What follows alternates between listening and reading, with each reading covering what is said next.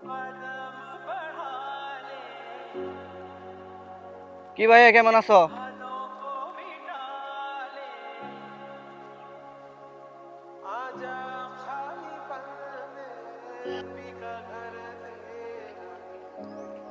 আসসালামু আলাইকুম রহমতুল্লাহ বারকাতুহ। ভাই কেমন আছেন ভাই? ওয়ালাইকুম আসসালাম রহমতুল্লাহ বারকাতুহু। আলহামদুলিল্লাহ ভালো আছি। তুমি কেমন আছো?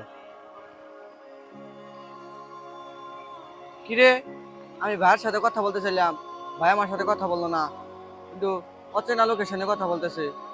যাই তো দেখি।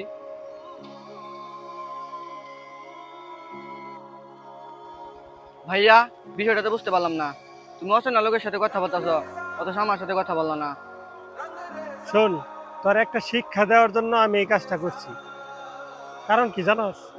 কারণ রসুল সাল্লাল্লাহু সাল্লাম বলেছিলেন যে একজন মুসলমান আরেকজন মুসলমানের সাথে দেখা হইলে প্রথমে সালাম দিবে, কিন্তু তুই আমার সালাম দাস নাই। আর অপরিচিত লোকটা আমার দেখা মাত্রই সালাম দিয়েছে।